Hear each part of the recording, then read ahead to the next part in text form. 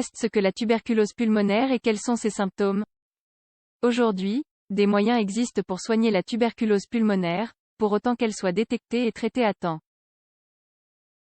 Autrement, cette maladie peut entraîner de graves complications et même entraîner la mort.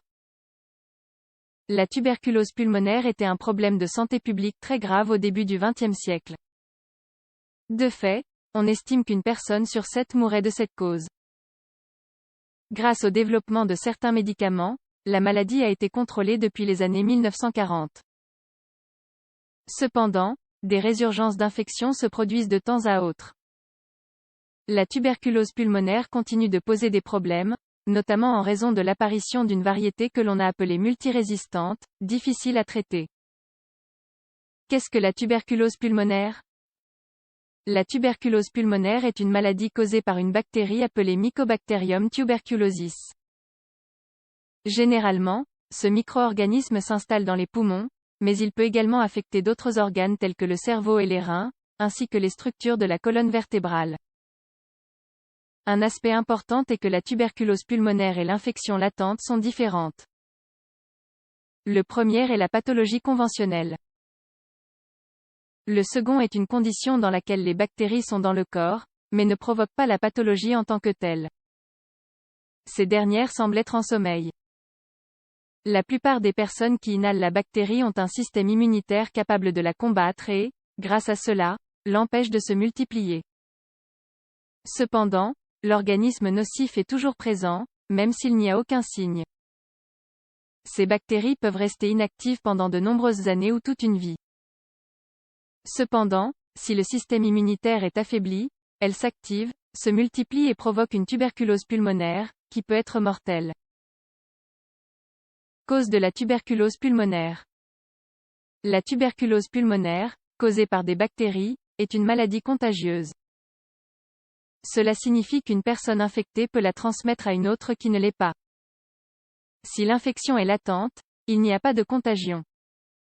La contagion se produit par les gouttelettes d'eau qui proviennent de la toux ou de l'éternuement d'une personne atteinte de la maladie. Beaucoup de personnes se rétablissent de la tuberculose pulmonaire sans manifestation grave. Cependant, dans certains cas, l'infection se réactive quelques semaines seulement après la première crise. Facteurs de risque. Certaines personnes sont plus à risque de développer une tuberculose pulmonaire. Parmi eux se trouvent les groupes suivants. Bébés, moins de 2 ans. Les personnes âgées, quand elles ont plus de 60 ans. Système immunitaire affaibli, soit en raison d'une maladie telle que le VIH et le diabète, soit en raison de l'ingestion de médicaments ou de l'application d'une chimiothérapie. Le risque de souffrir de tuberculose pulmonaire augmente si une personne souffre de malnutrition, vit dans des conditions insalubres ou est en contact avec des personnes infectées. De même, les cas sont plus fréquents dans les communautés où il y a plus de patients séropositifs, de sans-abri ou de souches résistantes. Facteurs qui ne génèrent pas de risque. Comme indiqué précédemment, une personne atteinte d'une infection latente ne transmet pas la maladie à d'autres. Elle n'est pas non plus transmise par des contacts tels que serrer la main de quelqu'un ou partager des objets personnels, brosse à dents, couverts. Elle n'est pas non plus contagieuse si de la nourriture ou des boissons sont partagées, par des baisers, par l'utilisation des mêmes toilettes ou par la literie. Il n'est pas nécessaire de désinfecter les surfaces qui ont été touchées par une personne atteinte de tuberculose pulmonaire. Symptômes de la tuberculose pulmonaire. Le symptôme le plus conventionnel de la tuberculose pulmonaire est une toux sévère qui peut durer 3 semaines ou plus.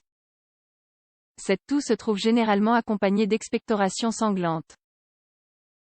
La personne affectée ressent un grand inconfort et présente les manifestations suivantes. Douleur thoracique. Faiblesse ou fatigue avec manque d'appétit, entraînant une perte de poids. Fièvre et frissons avec sueur nocturne. Respiration sifflante dans la poitrine et essoufflement. Certaines personnes atteintes de tuberculose pulmonaire souffrent d'hypocratisme digital aux stades avancés. Ce symptôme se manifeste par une déformation des doigts et des ongles qui se tordent et s'élargissent. De même, il est courant d'avoir une sensibilité ou un gonflement des ganglions lymphatiques dans le cou et d'autres parties du corps. De la même manière, il peut y avoir un épanchement pleural, c'est-à-dire du liquide autour du poumon.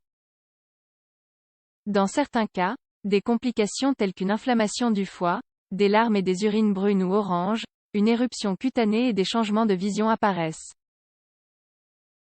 La détection précoce améliore le pronostic. Les patients présentant une infection latente ne présentent aucun symptôme ni aucune gêne. Un test cutané ou un test sanguin pour une autre cause révèle parfois la présence d'une tuberculose latente. Bien qu'il n'y ait pas de manifestation, il reste indiqué que le malade commence un traitement pour empêcher la progression de la maladie. Lorsque la tuberculose pulmonaire est détectée tôt et traitée rapidement, le pronostic est excellent.